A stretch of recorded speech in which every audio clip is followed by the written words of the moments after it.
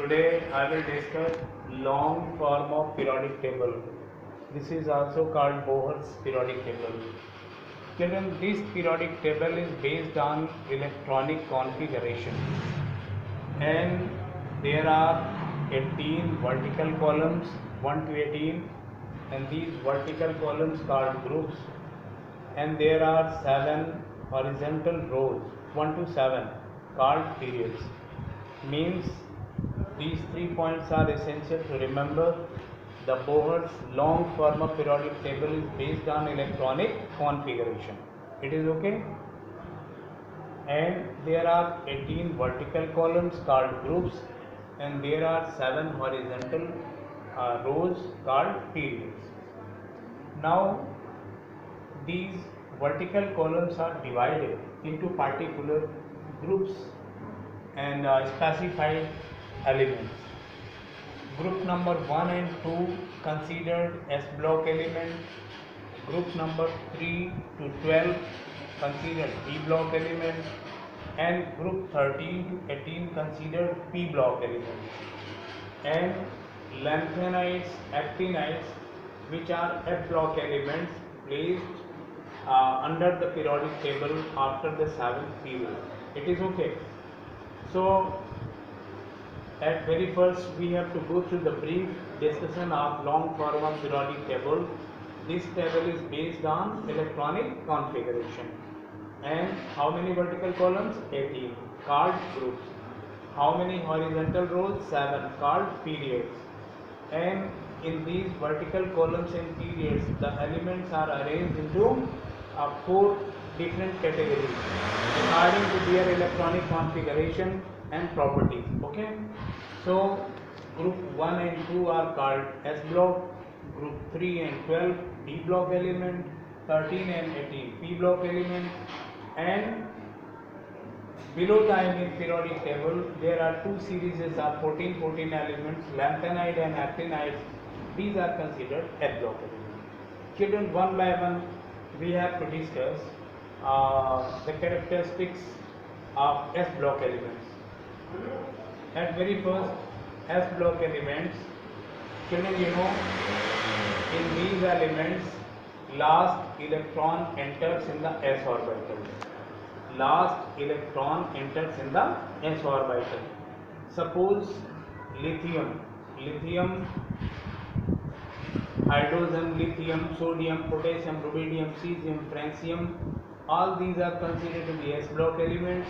And let me consider the electronic configuration of lithium having atomic number 3. So 1s2 and 2s1 means last electron enters to the S orbital, and these are considered 2 S1 and S2 blocks. Means group 1 elements are called S1 block element, and group 2 are called S2 block element. It is okay. So the S1 block elements are alkali metals. These are in characteristics to provide strong bases, and S2 block elements are called alkaline earth metal. These are beryllium, magnesium, calcium, strontium, barium, radium. So we have to discuss the properties of S1 block elements at very first. It is okay? Children, you know the properties of S1 block element. The electronic configuration of S block element is NS1 to 2. Means in the last subcell there will be either 1 electron or 2 electron in the S orbitals. It is okay. The first property, S block elements, they are soft metals with low melting and boiling point. Children, you know, lithium, sodium, potassium, magnesium, these metals are very soft. Even you can cut with the knife like cheese. Means sodium is the soft metal, you can cut with the knife like cheese, like paneer. So these are the soft metals. Means they are soft metals with low melting and boiling point. The second point, they have low ionization enthalpy and are highly electropositive. Means you can withdraw electron by the application of very low energy from these particular elements which belong to S block element. It is okay, means low ionization energy. They have low ionization enthalpy and are highly electropositive. Now the third point, they shows +1 and +2 oxidation states.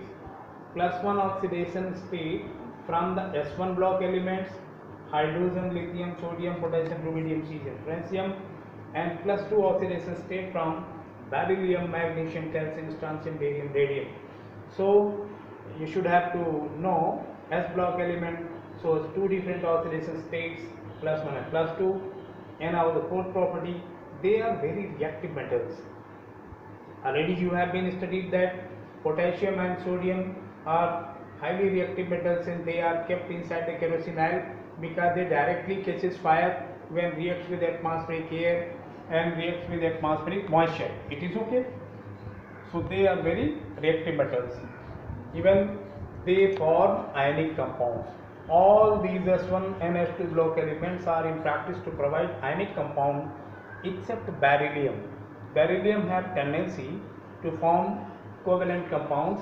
Rest all these S block elements, either are S1 or S2 block elements, are in habit to provide maximum ionic compounds. So next property we have to discuss here, they imparts characteristic colors in Bunsen flame.